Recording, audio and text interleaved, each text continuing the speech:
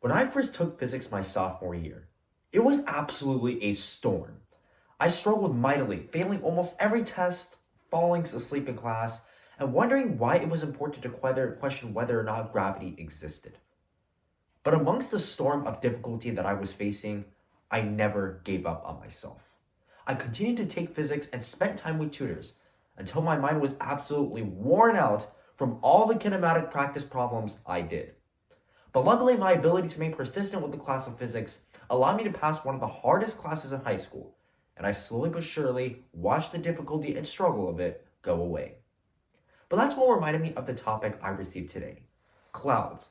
Because I thought about how sometimes when we look at the sun, clouds and darkness get in the way.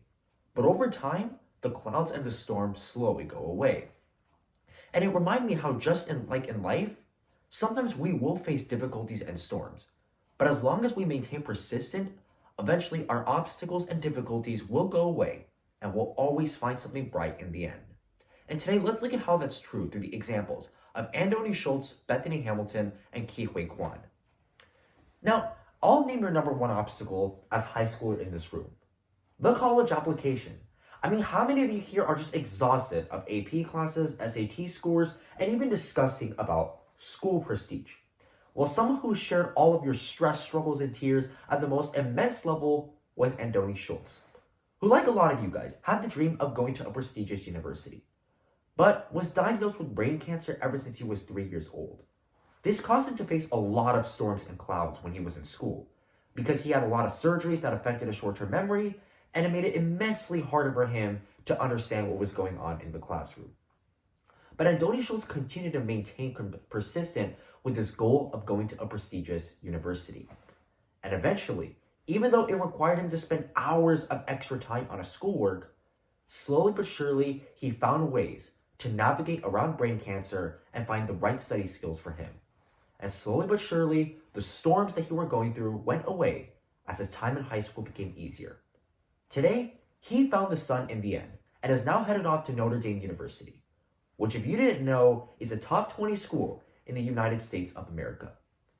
Now, I want you to imagine what would happen if a great white shark bit one of your arms off. Well, believe it or not, professional surfer Bethany Hamilton faced this at a very young age. This happened when she was 14 years old to her, when she was practicing her surfing mechanics, pretty much abolishing her dream of surfing in the pros. A lot of you guys probably would not believe that surfing in the pros was possible with only one arm. But Bethany Hamilton did, and she maintained persistent with her dreams. And sure, a lot of clouds were in the middle of the sun, as balancing on the surfboard was extremely dark and did not come easily. But she remained persistent with her goal. And over time, the clouds slowly went away, as the difficulty of surfing with one arm became easier and easier as Bethany Hamilton got better at it over time. Bethany Hamilton eventually found the sun in the end, which was making it to the pros and placing first in the entire country for an entire year.